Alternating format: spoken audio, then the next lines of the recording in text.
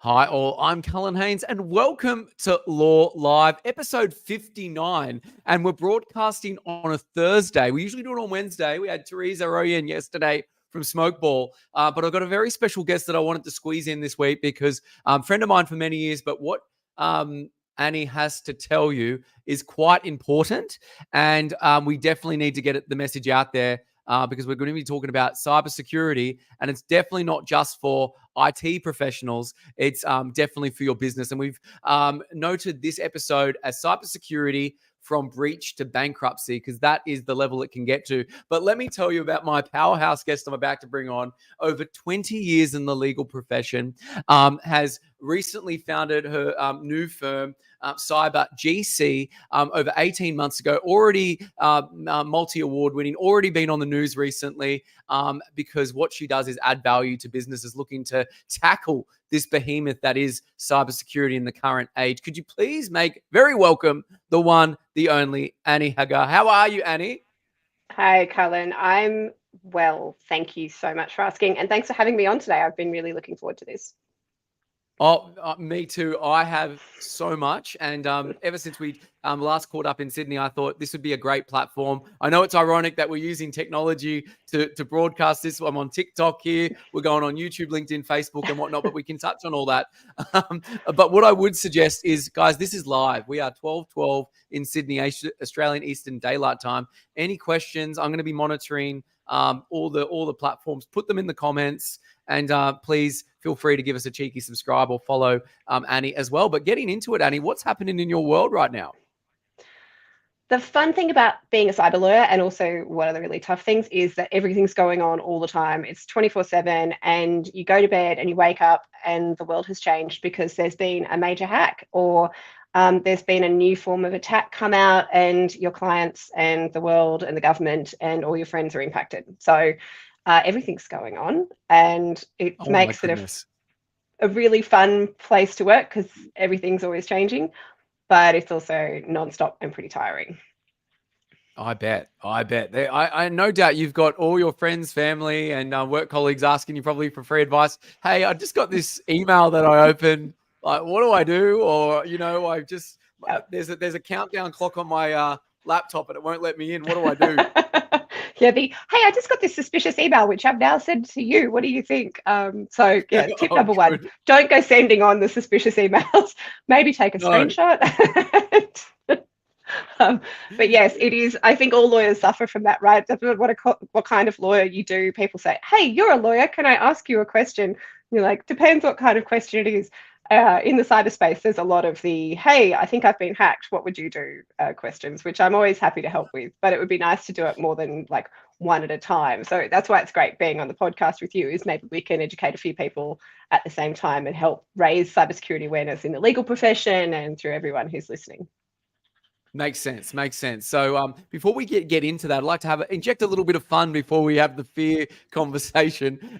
How would you describe your life so far, Annie, using just film titles? Okay, so I'm a blonde female lawyer. So the obvious start to that answer is Legally Blonde, right? Of course. Maybe Woods. Clueless prior to that, although I wish my wardrobe was as good as the Clueless wardrobes. But yes, then Legally Blonde. My current state of family and working life would probably be most accurately described by Bluey. For those, I know it's not a movie. I hear there's a movie coming, but I'm the mum of two small girls who are 6 and 4, who, if you're familiar with Bluey, Bluey and Bingo are 6 and 4, and life is full of fun and total chaos. And then on the work front, probably my life would be described best around maybe the Matrix, or the Matrix is what we're Ooh, I worried like that. about That's a what's new one. We haven't coming. had that one before. So, so, with the explosion of AI and technology and people worried about the future and what that brings and what's reality, what's real, what's not real, and how people are getting spammed and scammed, and generative AI is taking over and people worry about their jobs. I think there's a lot to draw from in the Matrix analogy. So, yeah, that's my life in three No. movies. I love that. So anyone tuning in, we've got Annie, founder of Cyber GC. So would you please see Legally Blonde, Clueless, and The Matrix is the way Annie would describe her life in 3 succinct movies. Love all of them. So well done there, Annie. But I'd love to know, let's go back in time. What sparked your interest in cyber law? So I have always worked in and around technology law ever since I was paralegaling and still finishing my degree at ANU. And I was really fortunate to fall into paralegal work in an emerging technology firm, and then to go on to work in some international firms in the technology legal teams. But I went to work in-house after becoming a senior associate for a few years in really what was a global leading technology company. And as an in-house lawyer for them, you really get the cutting edge of what's facing the technology industry. Where is the new technology happening? We rode the cloud wave where everyone was going to put things in the cloud, and the cloud was really exciting and new. And then we started to look at what was blockchain all about, and then security really started to emerge. And I was asked, after working across some of those emerging tech fields, if I would like to come and help the business to move into the security space. And I was like, oh, I don't really know anything about security, but sure, I'm happy to tackle it. Let's see, as long as I can learn from the people around me, let's do this. And that was about 10 years ago. And so I've been on the journey that so many, particularly lawyers, are going through at the moment, of going from knowing nothing about security to going, oh, this is something I really need to learn about. And that learning curve is steep, but it's one that everybody has to start to get on. So I think what really piqued my interest once I started to get into security was its constantly changing nature.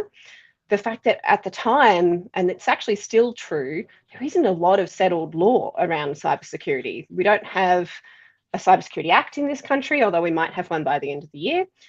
We have bits of legislation that we have to understand and comply with in the security context, but none of them mention the word cybersecurity in them at all. So there's a lot of interpretation there and a lot of creativity.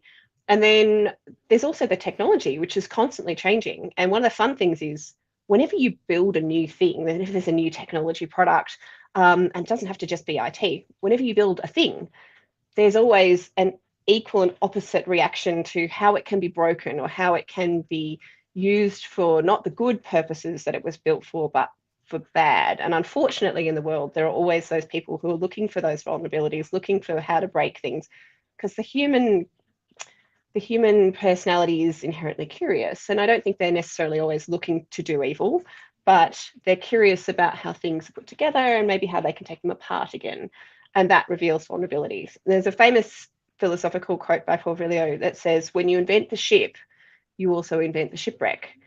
So if you extrapolate that out, you invent the plane, you invent the plane crash, you invent the computer, and you invent software viruses and security vulnerabilities. And hence you have the world of security, and particularly cybersecurity, which operates across technology.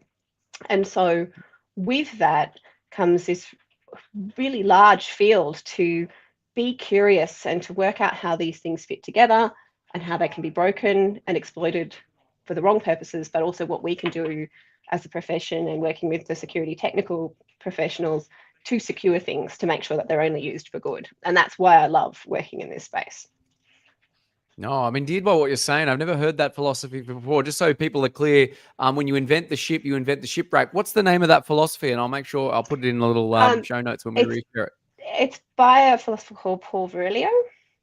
So it's quite an old quote, but it's one that has driven the thinking around when you create something new, there's a positive, but there's always an equal and opposite negative to it. Doesn't matter which space you're in. So you can really extrapolate that out into anything that you're doing, to be aware of both the positive uses of something that you're building, but also, unfortunately, how it can be used in the negative. Paul Virilio, it's up here, everyone. Please have a look into that. If you've just joined, we've got Annie Haggar, cyber GC, founder, lawyer, and entrepreneur. Please put in some questions while we are chatting, because we're talking all things cybersecurity. The title that we've got this podcast is From Breach to Bankruptcy. And I want to lean more into that there, Annie, because I don't think we're fear-mongering. That genuinely happens, wouldn't you say, to small and medium enterprise? And that's probably, would that be the biggest challenge people come to you with when they've been breached? Yeah, so I try to help clients before they've been breached, because the worst time to want to take out insurance or want to try and fix a problem is after it's already happened. So I try to spend more time with my clients on the let's get you set up so that you're well protected from a breach. But certainly when clients have had a breach and they call you and say, I just don't know what to do next, that's when you also step in. But it's happening more and more, and it's not always in the news, although we did have a big business that was in the news recently, MediSecure, who was hit by a big breach. They were a company who was responsible for providing Australians electronic script providing, so medical details in their business, in the scripts that they were processing. Wow. They were hacked, and within a week they had also had to declare that they were going into insolvency because they weren't able to withstand the cost and the impact of the cyber breach. And that's just the ones that Yeah. hit the news. Small businesses are going out of business left, right, and centre because of the impact and the financial cost of a breach. But it's really important to remember as a business too, it's not just the dollars that are involved in the remediating the breach and investigating the breach, potentially if it's really bad, fines, etc., from regulators. It's the loss of trust and the loss of your customers, because once you've had a breach, customers will vote with their feet and they go elsewhere.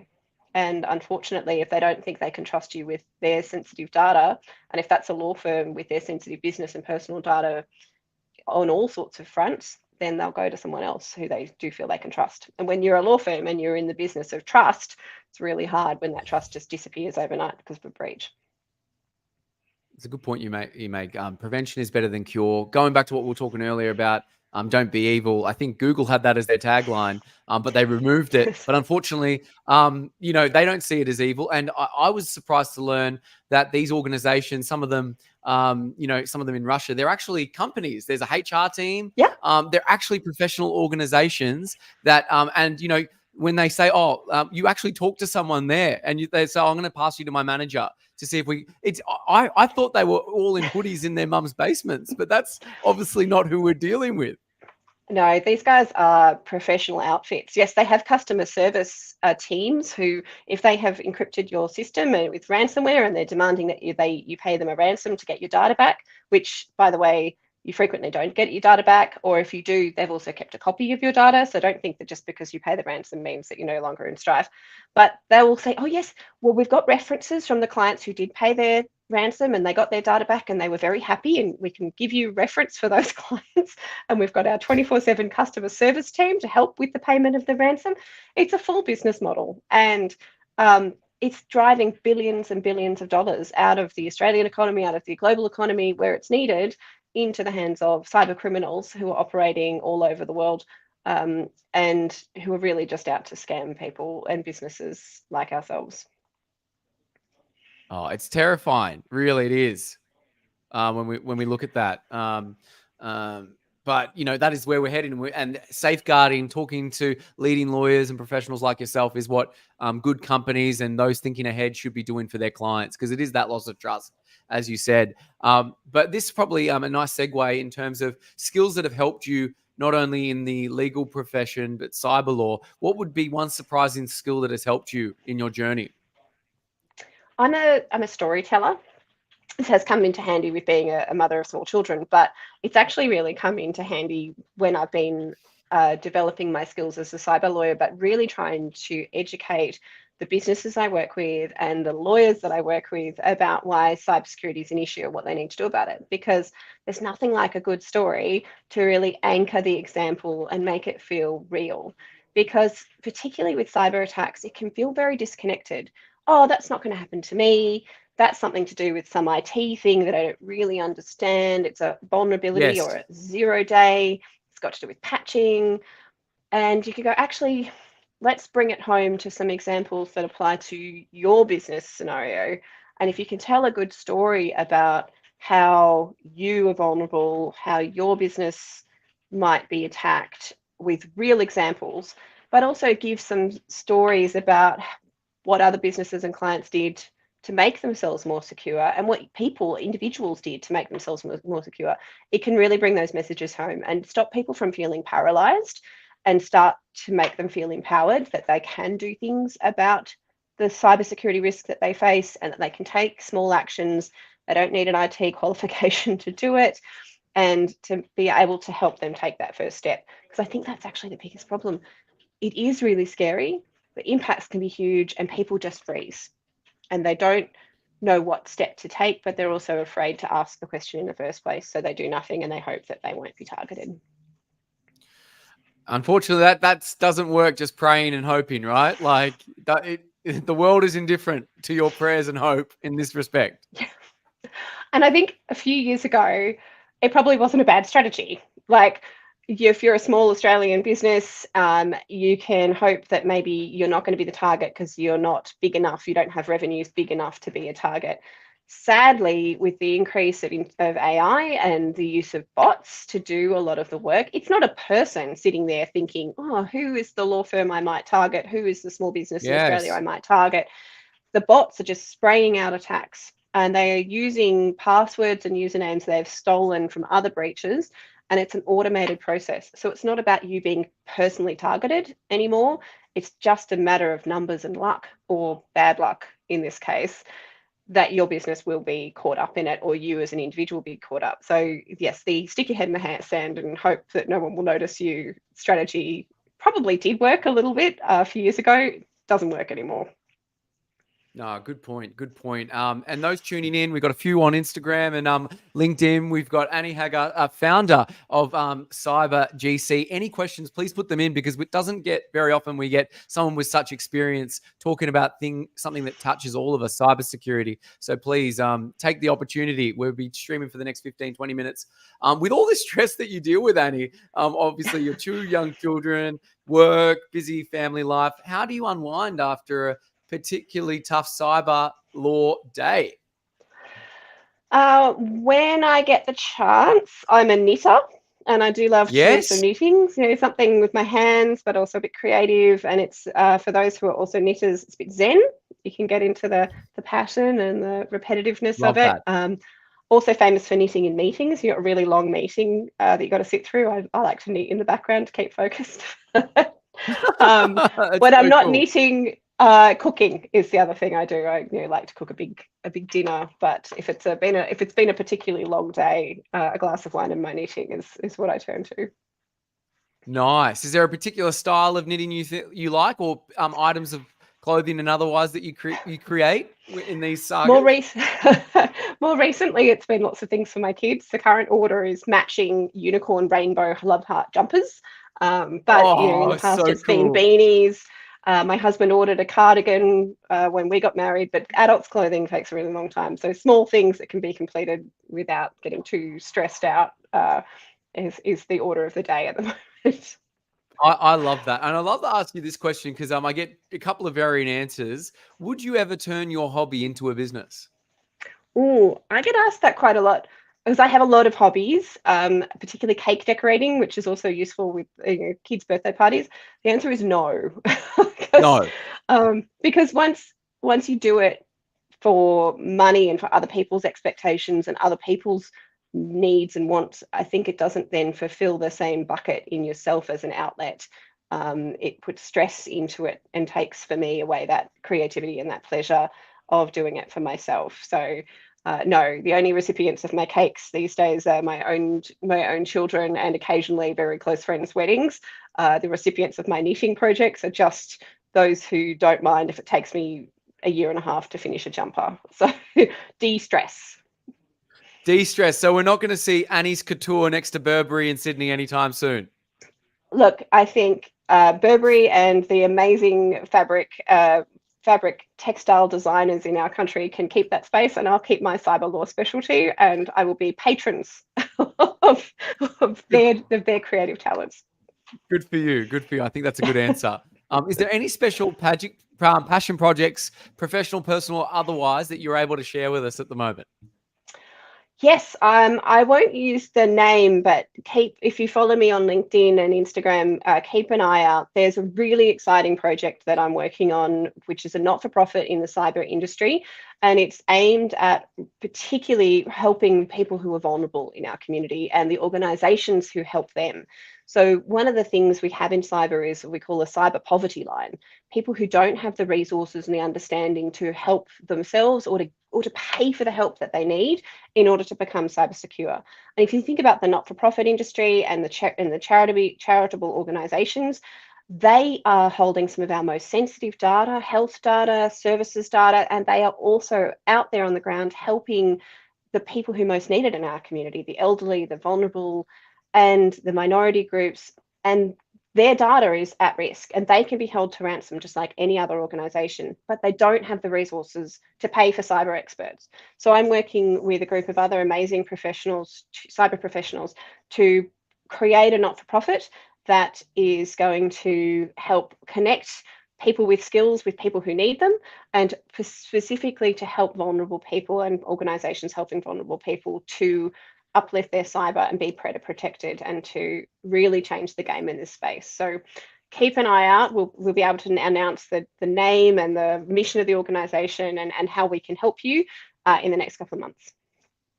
That sounds like such a great mission and initiative there. And I think it's well needed and it'll be well received. And I think, you'll be doing some great work. So we'll keep an eye out on LinkedIn for sure with the updates. Yeah, please do.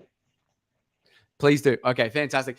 Switching gears a little bit, looking at the future, where are we seeing the legal profession in Annie's eyes at the moment in the next 10 years, say? Oh, so you can't ask this question without expecting an AI answer, right? You have to. Come on. You have to. So I love AI, and I think used responsibly, it's a real game changer, particularly for small firms. And so I'm a really early adopter of legal AI technology, and it's been amazing in my firm. It saves me time, it's more efficient, it's fantastic at training juniors in good drafting, it saves research time.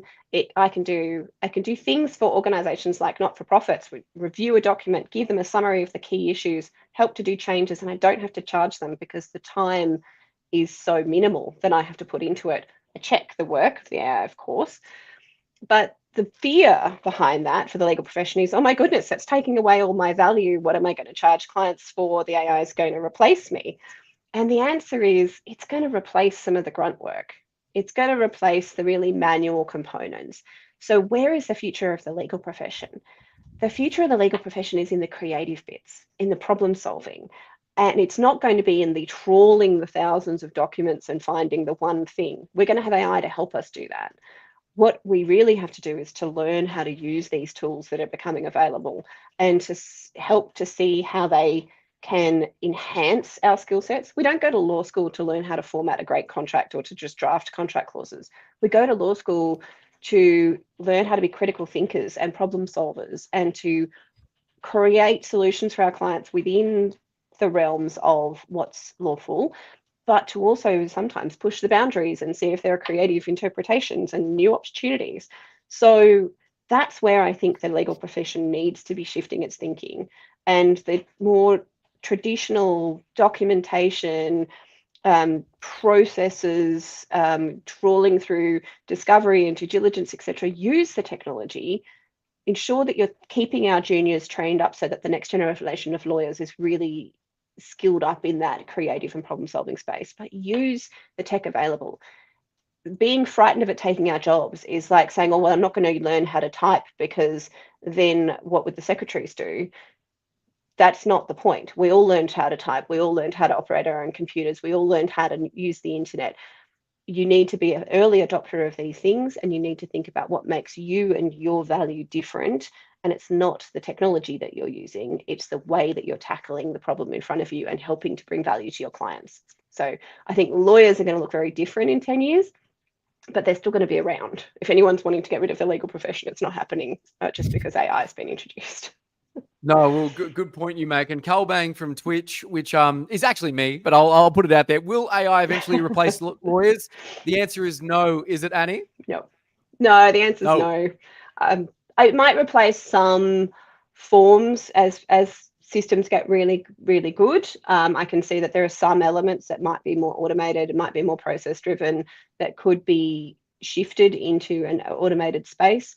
But the complex problem solving and really creative solutions that good lawyers provide will not be replaced by AI. Fair enough. I mean, and good answer as well. Thank you, Carl Bang, for that. What is, you can be as honest or anonymous as you like. What is the most unusual client request you've ever received in your 20 years of practice? This probably would have to be one that I dealt with while I was working in house, and we were helping to set up a global security business. And this is almost 10 years ago. So, what were security services were very early on. And we had a team come to us and say, so we're wanting to be like the hackers, and we're wanting to do everything that they do so that we can do it before the bad guys do it. We can show clients where they're vulnerable and we can help them to fix those vulnerabilities. And they said, so Yes. can we do simulated kidnapping?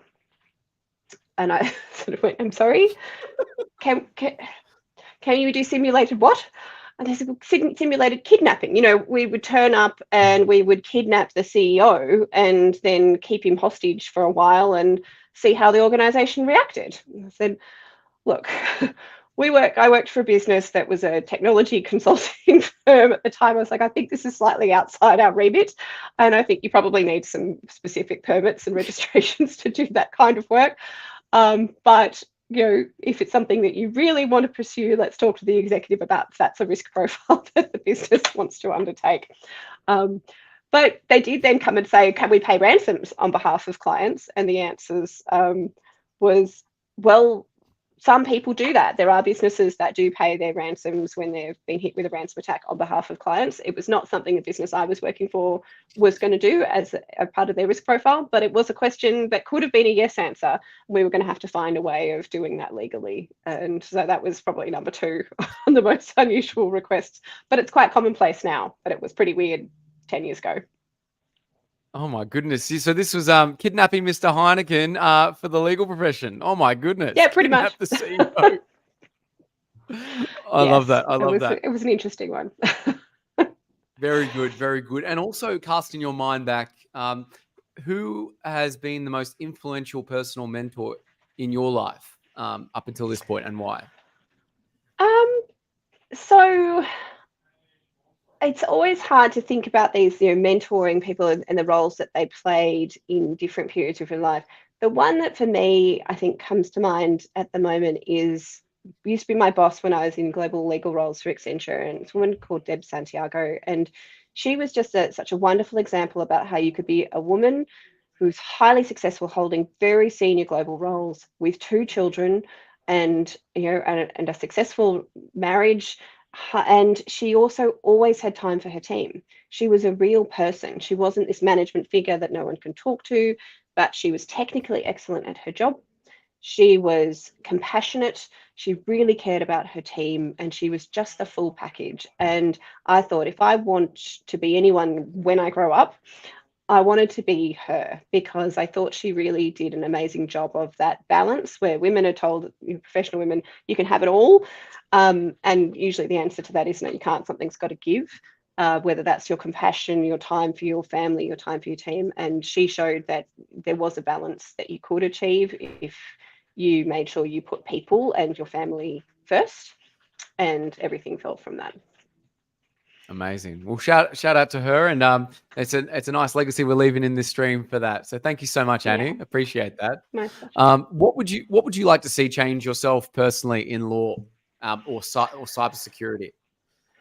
I think in law and then in cyber, the cyber legal industry is so in its infancy that we are going to see so much change. There are different roles to play for different types of lawyers. We've got a lot of people who come from insurance background who are helping with cyber incident response because it comes under their cyber insurance policies that they're supporting. We're seeing a lot of roles for people who have data privacy expertise.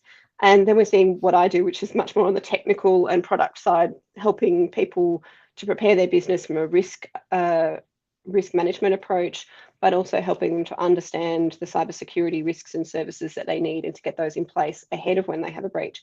So Yes. That whole part of the profession is going to change. But the thing that I think needs to change more broadly across the legal profession is something that is really the focus of something a friend of mine, Percolate, and her team have been developing with the Kind Lawyers program, is that I think we have so much negativity in the legal profession. It is in so many parts about the battle and about who's winning over somebody else, and who then, we've won that point, we've won more money, we've come out better in the deal. And that is not how we're going to win in cyber.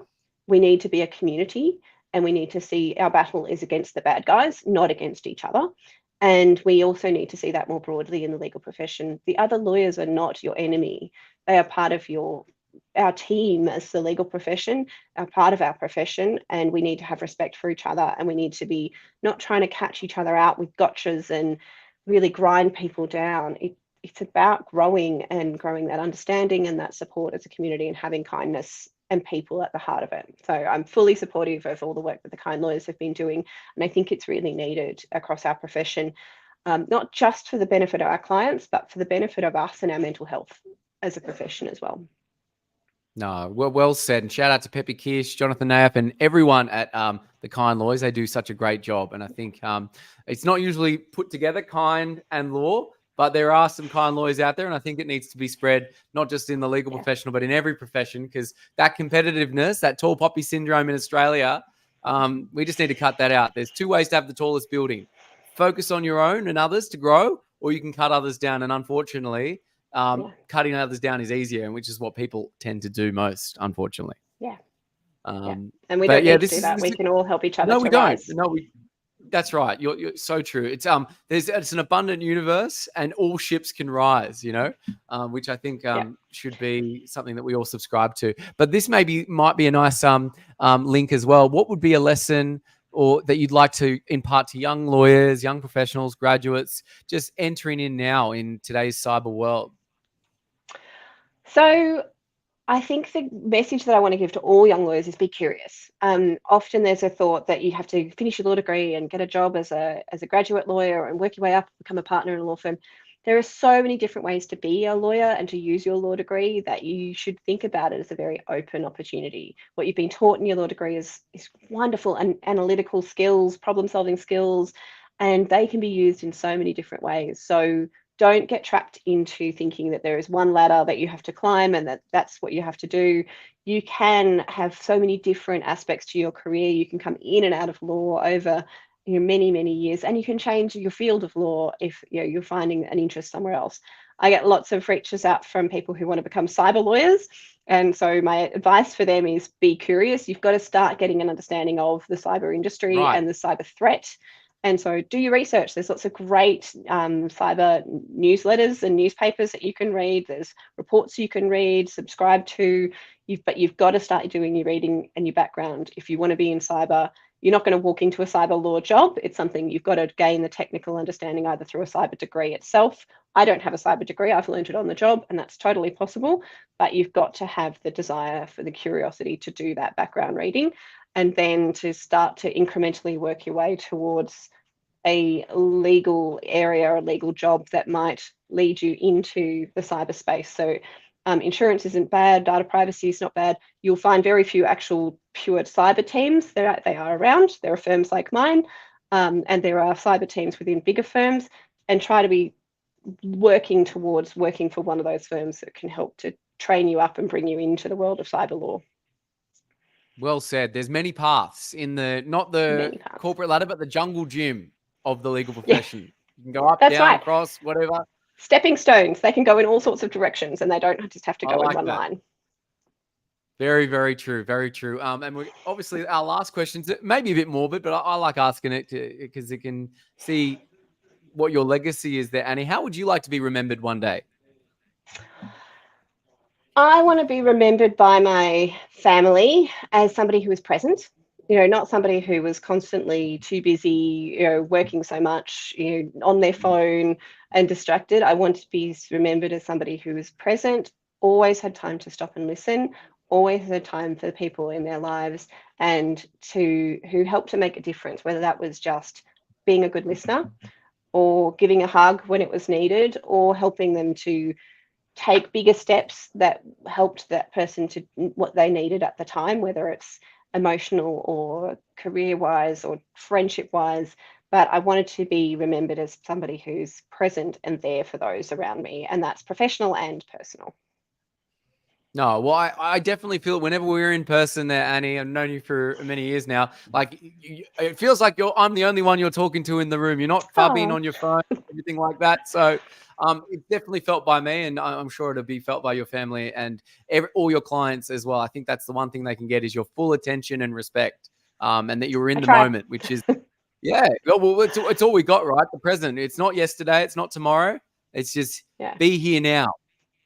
Yeah. And I think so many of us are juggling so many things, and we've got our constant alerts going off on our phone all the time, that we need to really make sure that we disconnect from those and are present, wholly with what we're doing in the moment, so that the people around us feel that we are there for them. Correct. And talking about being there for people, where can people find you if they want to get in touch, and maybe get a coffee or talk to you about their matter? Is LinkedIn the best place? Where should we direct them? LinkedIn is great. I'm very active on LinkedIn. I usually can reply to messages quite quickly. We have a website, which is cybergc.au. So check us out on our website and you can reach out to us there. I'm Canberra based. I'm always up for a coffee. So if you happen to be in our wonderful nation's capital, hit me up on LinkedIn or send me an email. And I'm really interested in meeting people who are passionate about the cyberspace and wanting to make a difference, whether they're technical people or they're people who want to get into that from a legal perspective. Let's catch up. Fantastic. Well, I'm putting it in here so people know we got LinkedIn and your website, which I'll put up for everyone. So these are the two best places. A cheeky DM on LinkedIn, or please get to cybergc.au, please, and get in touch. Thank you so much for being part of our Law Live episode 59 there, Annie. It's been fantastic. It's been great to be on, Cullen. Thanks so much for having me. And I look forward to seeing you in person next time we catch up for a coffee. Looking forward to it. Taking the online cyber world offline, which is what it's all about. Exactly. Being present. Being present. We'll bring you back for some bonus questions in a moment, Annie. Thank you so much. Sounds great. And if you are a leading legal professional or Law Live legend and you'd like to be on the show, please get in touch. We come out every Wednesday. Thank you for watching the stream, or if you're re-watching or re-listening, wherever you get your podcasts. Really appreciate it. Proudly brought to you by Legal Home Loans. Have a wonderful Thursday because we're streaming outside of our normal limits, and we'll see you next week. All the best, everyone. Take care. Annie, cut you off. Sorry, but bringing you back, so hopefully can make it up. How would you explain? Well, how do you explain your role to your daughters? And how would you do it today? I explain to my kids that they think that I spend my life going to fancy dinners, which is pretty funny. That's not what I spend my life doing. But I try to explain to them that I help people to solve problems and to understand how to put their puzzles together. So when you've got a puzzle and you don't know if you've got all the right pieces for it, you might be missing pieces and you don't know what the picture looks like. I'm really good at helping to put those puzzle pieces together for people so they understand what their puzzle looks like. And in the business world, that's their risk and regulatory compliance puzzle and understanding their cybersecurity risk profile from a legal perspective. But at home, that's genuinely the Disney princess puzzle pieces that we're putting back together. So that's how I explain my role. Oh, very good. And how would they or your pet describe you if you had one in the past or have one? Out too much at fancy dinners. That's how they would describe me. There you go. Oh, very good. And last but certainly not least, this is actually getting out of the present, but moving into the past. If you could give your old self advice at any age, when would you get in that DeLorean and go back to? And what advice would you give yourself? I think I'd probably go back to early law school, and it would be to say, do exactly what you did. Say yes to all the opportunities, and don't worry about the fact that you're not studying as hard as you might. And my grades weren't fantastic. Unlike many of my wonderful friends and colleagues, I was working too much, and I was doing all the things. But that's because I kept saying yes to opportunity, and I would do that again. I would be curious again and never stop learning. And learning's not just about studying, it's about learning from people around you, and it's about learning from experience and from doing. So never stop learning, be curious, and say yes to opportunities. Never stop learning. I love that. And say yes to all the opportunities and be open. Fantastic there, Annie. Thanks again for being on today. It's been fantastic. Thanks for having me, Cullen. It's been great fun, and I hope to catch you soon. And I hope everyone enjoyed listening to our chat today. I think they did, and it'll be available very soon when I hit the off button. Have a great Thursday, everyone. Take